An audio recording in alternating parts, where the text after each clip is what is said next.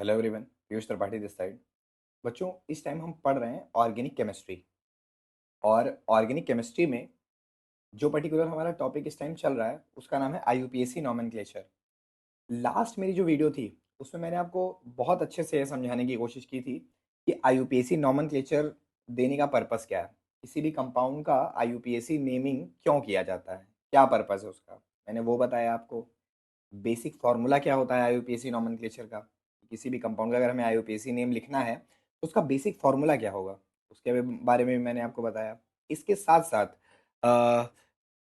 Prefix क्या होता है, सफिक्स क्या होता है, प्राइमरी प्रीफिक्स सेकेंडरी प्रीफिक्स क्या होता है, प्राइमरी सफिक्स सेकेंडरी सफिक्स क्या होता है, हर चीज़ के बारे में मैंने आपको डिटेल में बता दिया था, रूट वर्ड वगैरह। ठीक है, तो वो सारी चीज़ें समझने के बाद आज हम क्या करेंगे, हमने जो भी फंक्शनल ग्रुप लिखे हुए थे उस दिन सबका नाम लिखने का तरीका आज हम सीखेंगे वन बाय वन। ठीक है, विद सब्स्टिट्यूएंट। ठीक है, तो चलिए शुरू करते हैं आज का लेक्चर। ठीक है, तो एक तरीके से इस लेक्चर को हम नाम दे सकते हैं IUPAC nomenclature. IUPAC nomenclature part कौन सा हो जाएगा बेटा, ये पार्ट टू। Part two. कोशिश रहेगी कि काफ़ी ज़्यादा हिस्सा है इसका हम इसमें कवर करते हैं। ठीक है, तो चलिए पहले एक काम करते हैं। हमने उस दिन आपको समझाया था कि जो प्राइमरी प्रेफिक्स होता है, प्राइमरी प्रेफिक्स मैंने आपको बताया था वो सिर्फ हमें ये बताता है कि हमारा कंपाउंड साइक्लिक है या नहीं है। अगर साइक्लिक है तो उसमें हम साइक्लो लगा देंगे, अगर साइक्लिक नहीं है तो उसमें हम कुछ भी नहीं लगाएंगे। बट अगर हम बात करें सेकेंडरी प्रीफिक्स की, तो सबसे आगे मैंने लिखा था सेकेंडरी प्रीफिक्स। तो ये क्या होता है बेटा, सेकेंडरी प्रीफिक्स को हम लोग बोलते हैं सब्स्टिट्यूएंट। क्या बोलते हैं? सब्स्टिट्यूएंट। सब्स्टिट्यूएंट। ठीक है, अब इसको पहले थोड़ा ध्यान से समझ लोगे अगर, तो तुम्हारी प्रॉब्लम जो रहेगी वो काफ़ी कम रहेगी क्वेश्चन लगाते समय। ठीक है, अच्छे लेवल के क्वेश्चन तुम कर पाओगे। तो मैं आपको बताता हूँ सब्स्टिट्यूएंट कौन होता है। देखो देखो, जब हम बात करते हैं फंक्शनल ग्रुप की, तो मेजॉरिटी ऑफ फंक्शनल ग्रुप क्या होते हैं, मेन फंक्शनल ग्रुप होते हैं। और जब भी कोई functional group main functional group होगा तो वो हमेशा कहाँ इस्तेमाल होगा? सफिक्स में। But there are some functional group जो कि इस्तेमाल होते हैं एज सब्स्टिट्यूएंट। कुछ ऐसे फंक्शनल ग्रुप हैं जो एज सब्स्टिट्यूएंट इस्तेमाल होते हैं। चलिए मैं आपको कुछ नाम लिख के दिखा रहा हूँ। जैसे इसमें सबसे पहले आ जाएगा आपका एल्किल। क्या आ जाएगा भाई? एल्किल। क्या होता है ये एल्किल, समझाएंगे अभी। ठीक है, एल्किल को हम आर से लिखते हैं। ठीक है, और कौन हो सकता है? हैलाइड। हैलाइड के बारे में तो बताया ही था, क्लोरो फ्लोरो ब्रोमो आइडो, कोई भी हो सकता है। ये भी हमेशा कहाँ रहेगा? प्रेफिक्स में रहेगा। ठीक है, अगर कोई हेलोजन वाला पार्ट आता है तो ये भी कहाँ रहेगा? प्रेफिक्स में रहेगा। और एक होता है ईथर। ईथर की पहचान क्या होती है? आर के साथ साथ ओ भी रहेगा। आर के साथ साथ ओ भी रहेगा, मतलब ओ रहता है वो एक तरफ, आर रहेगा। आर क्या होता है, चलिए पहले इसके बारे में जानकारी लेने, क्योंकि मुझे पता है तुम्हें ये चीज़ दिक्कत दे रही होगी बार बार। उस दिन जब मैंने आपको ईथर पढ़ाया था तो मैंने ओ के इधर उधर बॉन्ड बना दिया था ना, और आज आर लिख के दिखा रहे हैं, तो तुम्हें थोड़ा कंफ्यूज होने की जरूरत नहीं है, मैं क्लियर करता हूँ इसको। चलो सबसे पहले समझ लेते हैं एल्किल क्या है। एल्किल जिसको हम आर लिख रहे हैं वो क्या है? देखो, एल्किल क्या है? कार्बन चेन है। कार्बन चेन को हम लोग कहते हैं एल्किल। ऐसी कोई भी कार्बन चेन जिसमें कम से कम एक हाइड्रोजन मिसिंग हो। एक हाइड्रोजन मिसिंग होना चाहिए। एक हाइड्रोजन मिसिंग होने से फायदा क्या होता है कि जो हमारी कार्बन चेन होगी उसका एक बॉन्ड कोई ना कोई खाली हो जाएगा। अगर हम उसमें से एक हाइड्रोजन हटा देंगे तो एक बॉन्ड कोई ना कोई खाली हो जाएगा, और उसी के सहारे जो बॉन्ड उसका खाली रहेगा हमारे कार्बन चेन का, उसी के हेल्प से वो दूसरे कंपाउंड से जुड़ पाएगा। चलिए मैं समझाता हूँ। जैसे मैं कोई सिंपली कंपाउंड लिखता हूँ, देखो मैं कोई नॉर्मल सा एल्केन लिखता हूँ कोई। देखो मैंने लिखा एल्केन, तो ये एच बनाया, एच बनाया। ठीक है, ठीक है, मैं पूरा समझाता हूँ आपको। ठीक है, ये एक एल्केन है कि नहीं? एल्केन में भी ये कौन सा मेंबर है भाई? दो कार्बन है। तो दो कार्बन वाला मेंबर क्या कहलाता है? एथेन कहलाता है। ठीक है, तो ये तो एथेन हो गया। अब मान लो इसमें से हम एक हाइड्रोजन हटा दें तो क्या बचेगा? अच्छा, ये एथेन, इसका मॉलिक्यूलर फॉर्मूला भी लिख लो। दो कार्बन है इसमें और छः हाइड्रोजन है। ठीक है, और ये अपने आप में कंप्लीट है। ये अपने आप में क्या है? पूरी तरीके से कंप्लीट है। और जो भी चीज़ कंप्लीट होती है वो किसी और के साथ जुड़ नहीं सकती है। बट अगर इसमें हम एक हाइड्रोजन कम कर दें तो क्या कहानी आ जाएगी, ध्यान से देखना। अगर हम एक हाइड्रोजन कम कर देते हैं तो ये रहा। ठीक है, देखिए एक बॉन्ड हमारा खाली रह गया। खाली रह गया ना? अब क्योंकि इसका एक हाइड्रोजन कम हो गया तो इसी को हम बोल देंगे एथिल। क्या बोल देंगे? समझ में आ गई तुम्हें पूरी कहानी आई थिंक। जैसे ये था एल्केन, तो एल्केन को हमने क्या नाम देने को कहा, एल्किल। जनरल है ना, एल्केन में कई सारे मेंबर हो सकते हैं, अलग अलग कार्बन के लिए अलग अलग हम नाम इस्तेमाल करते हैं, तो हम सबको एक साथ तो समझा नहीं सकते, तो मैंने वर्ड इस्तेमाल किया एल्केन। तो एल्केन क्या बन जाता है एक हाइड्रोजन हटते ही, एल्किल। इसी तरीके से हमारा यहाँ पर हमने एल्केन का कौन सा पर्टिकुलर मेंबर लिया था, तो हमने एल्केन का मेंबर लिया था एथेन। तो एथेन का जब एक हाइड्रोजन हट जाएगा तो बचेगा एथिल। ठीक है, ऐसे अगर हम कोई ब्यूटेन लेते 4 कार्बन का, तब क्या बन जाता, ब्यूटिल। पेंटेन लेते तो क्या बन जाता, पेंटिल। हेक्सेन लेते तो क्या बन जाता, हेक्सिल। लेकिन कब, जब एक हाइड्रोजन कम हो जाता।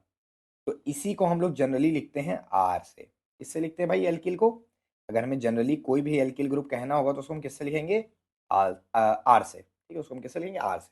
और आर के साथ देखो हमेशा मैं एक बॉन्ड बना देता हूँ, बना देते हैं एक बॉन्ड, ये नहीं बना देते हैं। ये बॉन्ड क्या इंडिकेट कर रहा है, इसकी एक वैलेंसी खाली है।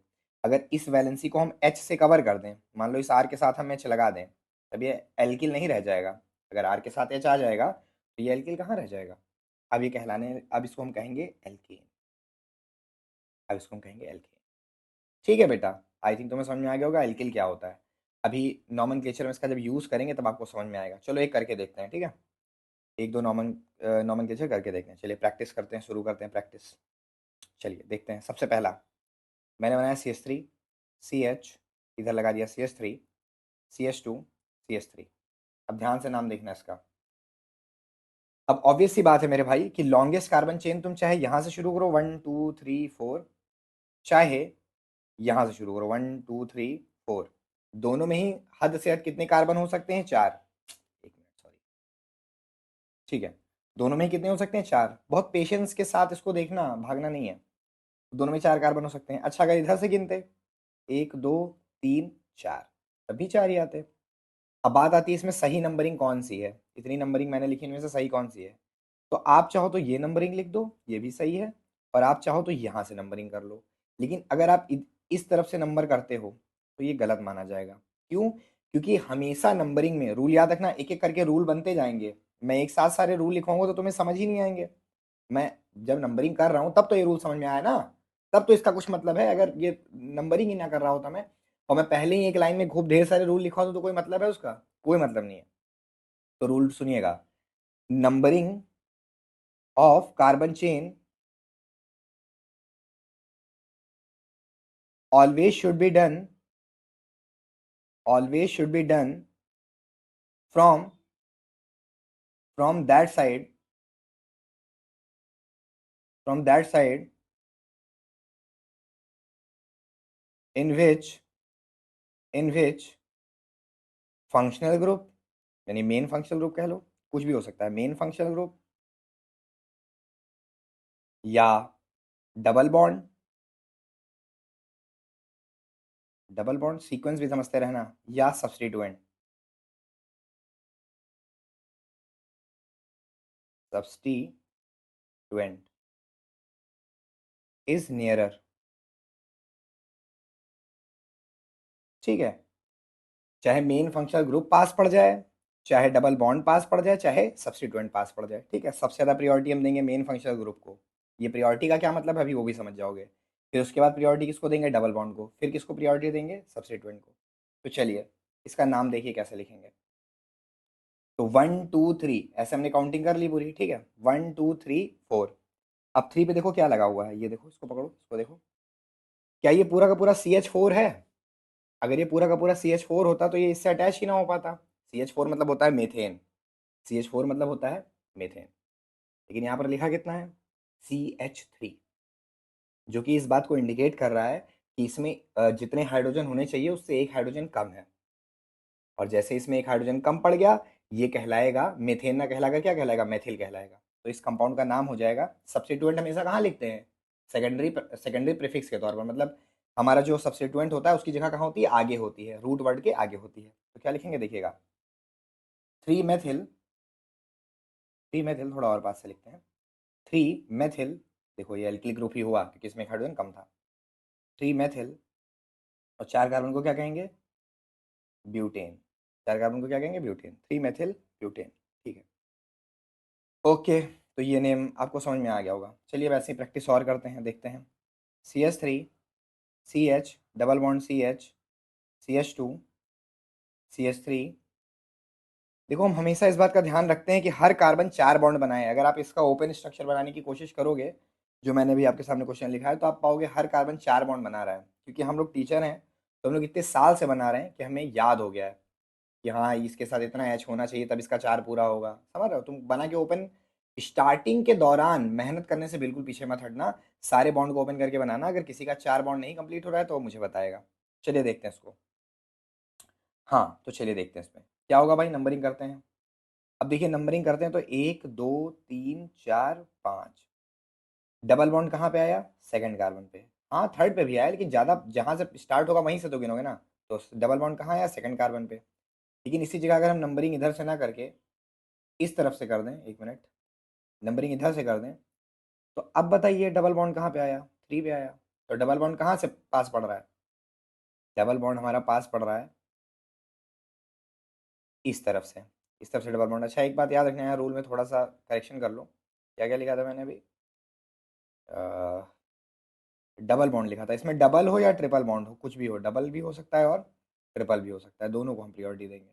और सबसे ज़्यादा कम प्रियोरिटी किसको देंगे? सब्स्टिट्यूएंट को। चलो प्रियोरिटी क्या होता है भी समझ में आएगा। इस क्वेश्चन को थोड़ा सा टफ भी बनाते हैं। यहाँ पर लगाते हैं एक CH3। ठीक है, CH3 क्यों इधर लगा देते हैं? हाँ CH3 ठीक है। चलो तो अगर हम इधर एक CH3 लगा दें बेटा, तो तुम मुझे बताओ। अब इसमें देखो यहाँ पर लगा हुआ है मेथिल। अब तुम्हारे सामने कंफ्यूजन आ गई।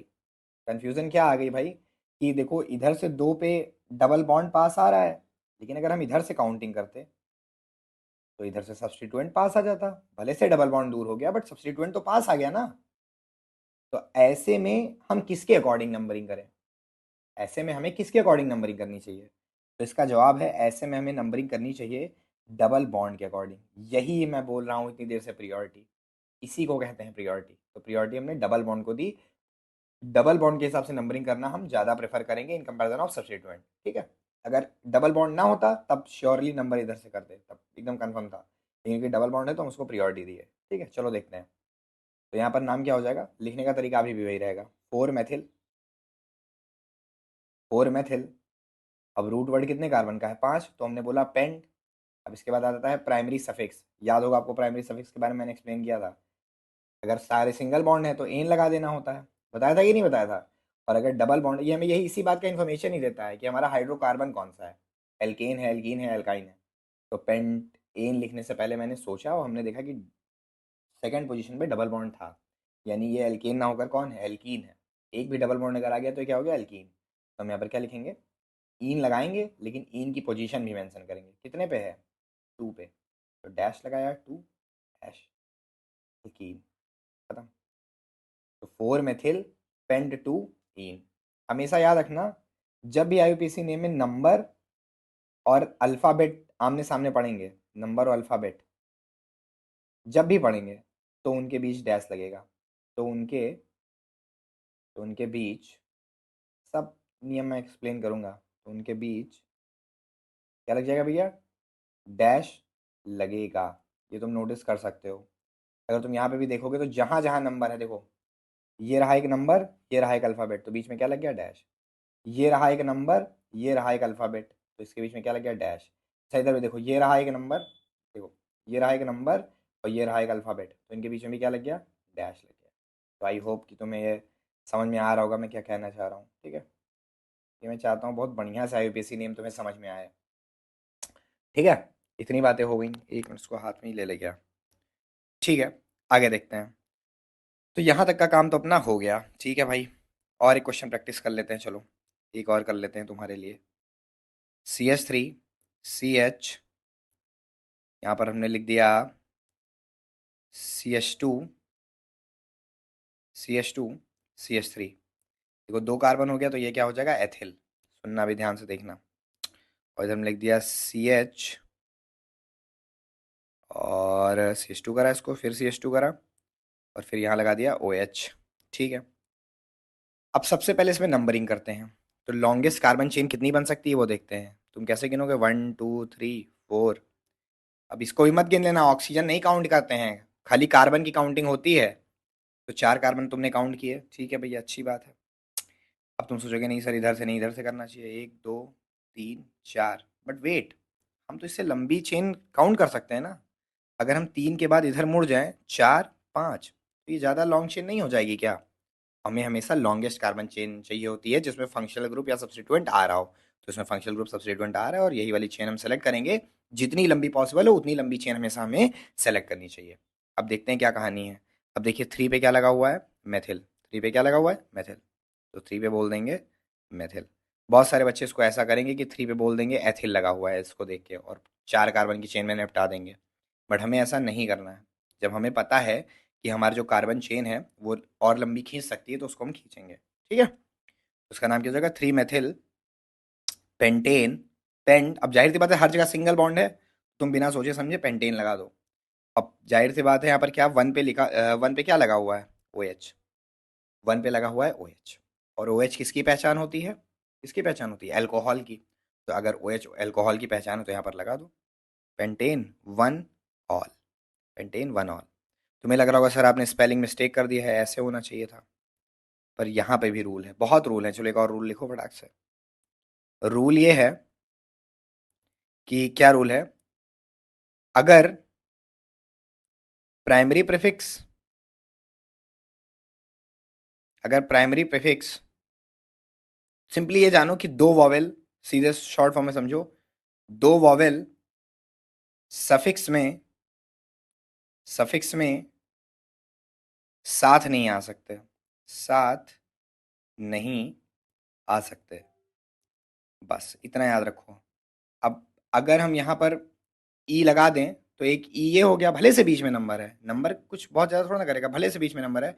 बट देखो यहाँ पर ई यहाँ पर हो, तो ऐसा नहीं होने देना है, हमें एक समय पे एक ही वॉवेल रखना है। तो हमने ऑल का ओ लगा रहने दिया और पेंटेन का ई हटा दिया। ठीक है, चलो ये भी हो गया। तो ये सारी चीज़ें हो गई। अब हम एक एक करके एक एक ग्रुप का, एक एक ग्रुप के बारे में पढ़ते चलेंगे और उसका नॉमनक्लेचर करते चलेंगे। जैसे सबसे पहले बात करते हैं एल्केन का। तो एल्केन का नॉमनक्लेचर अगर हम बात करें, आईयूपीएसी नॉमनक्लेचर, तो हम ऑलरेडी सीख चुके हैं। क्या कर चुके हैं भाई? सीख चुके हैं, पूरा सीख चुके हैं।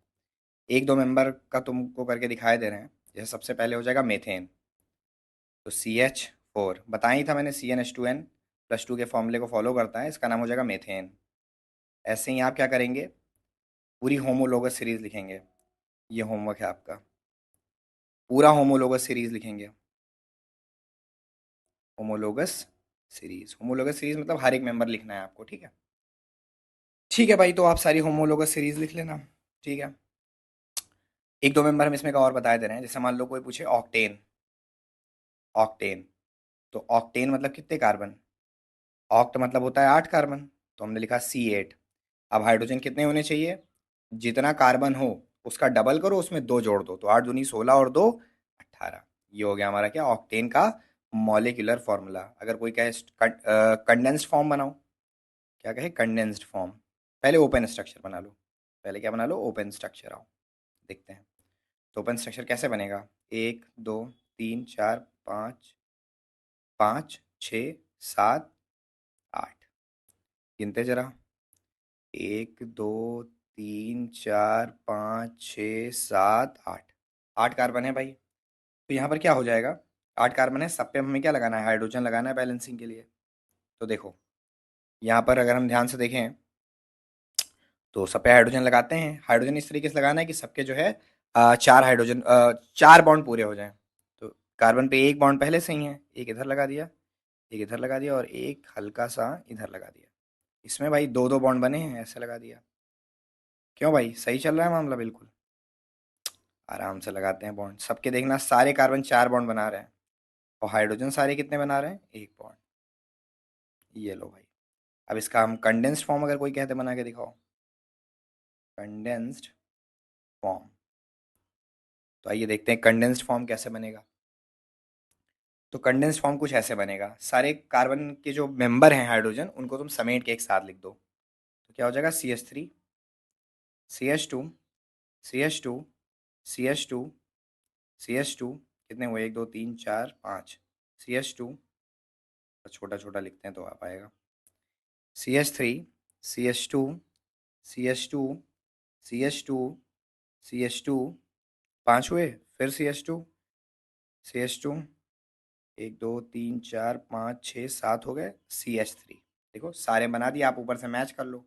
हर कार्बन में जितने हाइड्रोजन लगे थे उतने ही लगा दिए, और इसमें सबके चार चार बॉन्ड पूरे हैं। कैसे पता चार बॉन्ड पूरे हैं? इसीलिए तो ओपन स्ट्रक्चर बनाया है। इतनी गर्मी में तो पढ़ा बना यार बहुत ज़्यादा मुश्किल है, क्या बताऊँ। ठीक है, देखते हैं। तो ये हो गया सबसे पहले एल्केन का। एल्कीन का क्या हो जाएगा कहानी भाई, और एल्कीन का देखते हैं। तो एल्कीन मतलब होता है at least one double bond. At least one double bond तो होना ही चाहिए, कम से कम एक डबल बॉन्ड तो होना ही होना चाहिए, एटलीस्ट वन डबल बॉन्ड। याद रखना एल्केन और एल्कीन को हमें एज अ कंपाउंड भी पढ़ना है, ठीक है। तो एल्कीन का चलिए अभी तो हम आईयूपीएसी नॉमेनक्लेचर के नज़रिए से पढ़ेंगे। बहुत आसान है, चलिए एक दो मेंबर का मैं बताता हूँ। अगर हम इसमें एक मेंबर में तो पॉसिबल नहीं है, एक कार्बन का एल्कीन बनेगा क्या? किससे डबल बॉन्ड बना दोगे? हाइड्रोजन से बना दोगे क्या? हाइड्रोजन से बना दोगे क्या? देखो सी, डबल बॉन्ड सी, दो मिनिमम होने चाहिए, और दो हाइड्रोजन इधर, दो हाइड्रोजन इधर, दो हाइड्रोजन इधर। देखो कार्बन ने टोटल कितने बॉन्ड बनाए? अब इसमें मैं तुम लोगों के बहुत सारे लोगों के डाउट्स थे कि भैया ये कार्बन का अनसेचुरेटेड में आप क्या बोल रहे थे कि इतने लोगों से जुड़ा, इतने लोगों से नहीं जुड़ा, इसलिए अनसेचुरेटेड है, ये सैचुरेटेड है। सुनना ध्यान से, यहाँ पे मैं आपका डाउट भी क्लियर करने जा रहा हूँ।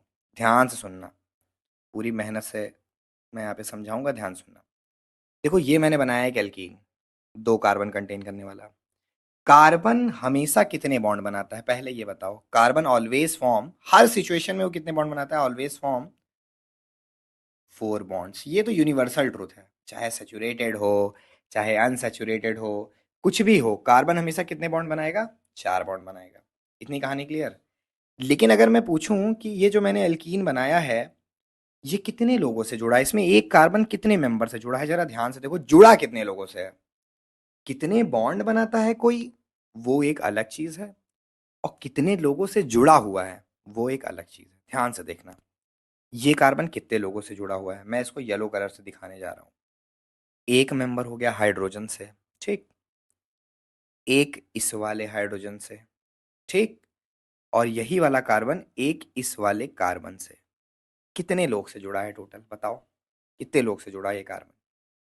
तीन लोग से भाई, तीन लोग से। और अगर इसी जगह हम, इसीलिए हम इसको अनसैचुरेटेड कह रहे हैं यार, हम क्या गलती कर रहे हैं? हम इसी को अनसैचुरेटेड कह रहे हैं क्योंकि भाई ये बंदा चार लोगों से जुड़ने की टेंडेंसी रखता है, आपने इसको तीन लोगों से जोड़ के रखा है। सैचुरेटेड में देखो, चलो मीथेन बनाओ, देखो मीथेन में यहाँ गिनो कितने लोग से जुड़ा है, देखो एक, दो, तीन, चार। बॉन्ड दोनों जगह वो चार चार ही बना रहा है, लेकिन यहां पर चार लोग से जुड़ा है वो, चार लोग से। और ऊपर कितने लोग से जुड़ा है? तीन लोग से, तीन लोग से जुड़ा है भाई। ऐसे अगर हम एल्काइन की बात करेंगे कभी, तो उसमें दो कार्बन के बीच में तीन बॉन्ड बन जाते हैं, जिसके वजह से तीन बॉन्ड तो यही कंज्यूम हो गए, एक इधर हाइड्रोजन एक इधर हाइड्रोजन।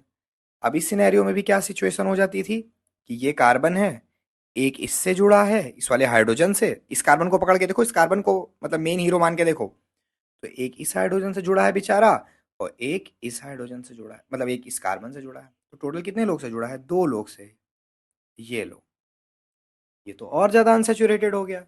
यही मैं कहना चाह रहा हूं कि एल्कीन और एल्काइन उतने मेंबर से नहीं जुड़े होते हैं जितना उनके अंदर जुड़ने की क्षमता है। दैट्स वाई हम उनको अनसैचुरेटेड हाइड्रोकार्बन कहते हैं। जबकि अगर हम बात करें एल्केन की, तो एल्केन उतने लोगों से जुड़ा होता है जितने लोगों से जुड़ने की उसकी क्षमता है, यानी कि चार लोग। जबकि एल्कीन और एल्काइन में चार से कम लोगों से जुड़े होते हैं, इस वजह से उनको हम अनसैचुरेटेड कहते हैं, असंतुष्ट। आई होप तुम्हें समझ में आ गया होगा। चलिए अब हम आ जाते हैं अपने आईयूपीएसी नॉमेनक्लेचर पे।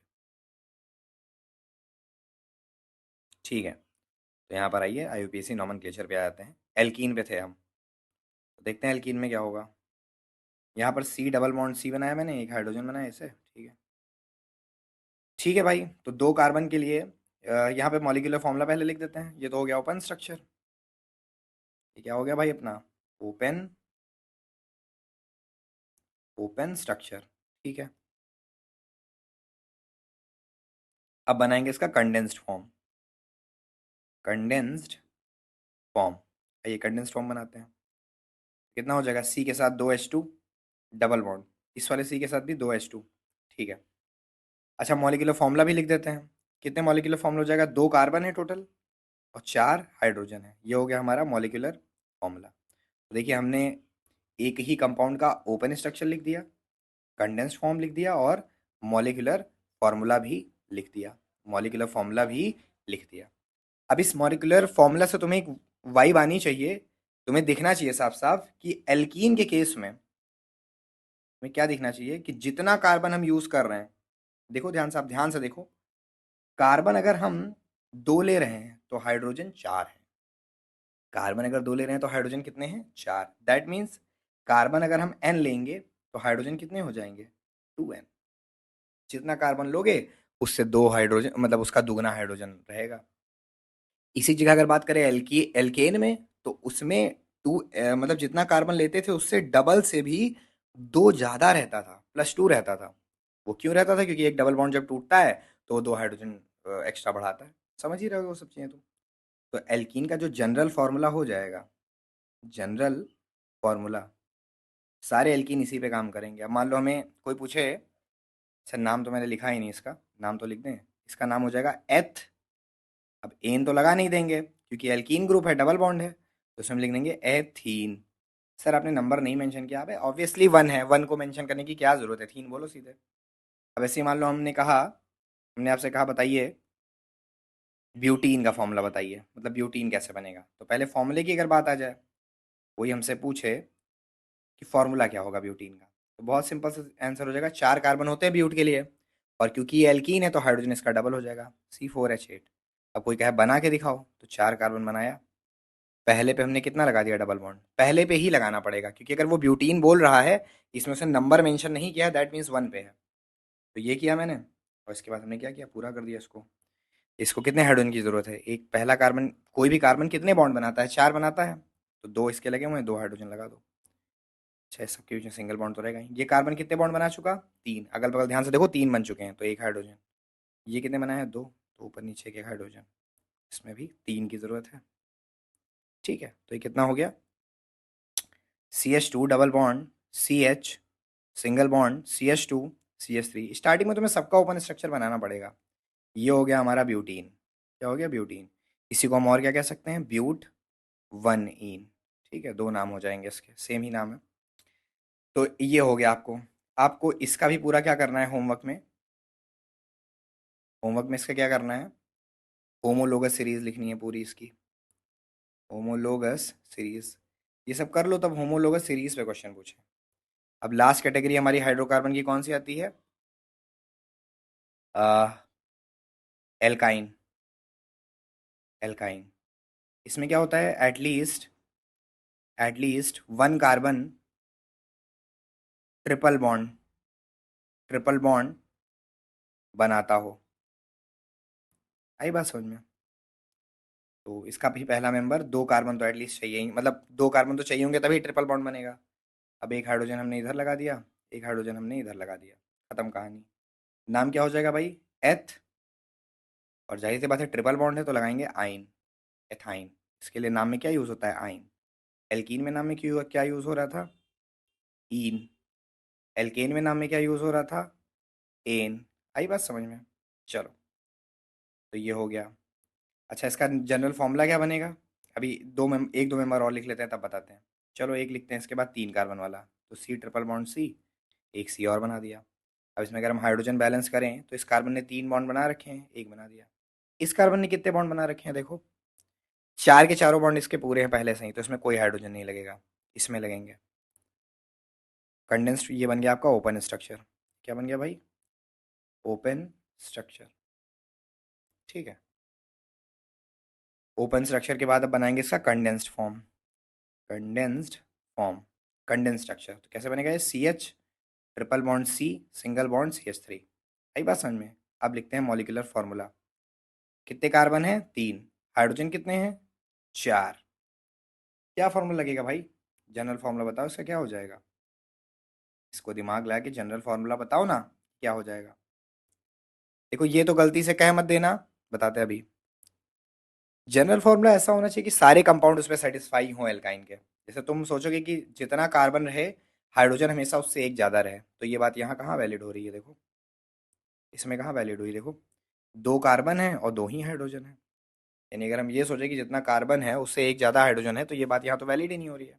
मैं तो बताता हूँ, जितना कार्बन है उसका पहले डबल कर दो, सुनते जाओ, डबल कर दो, उसमें से 2 कम कर दो। ये फॉर्मूला ये हमेशा वैलिड होगा, देख लो, चेक कर लो।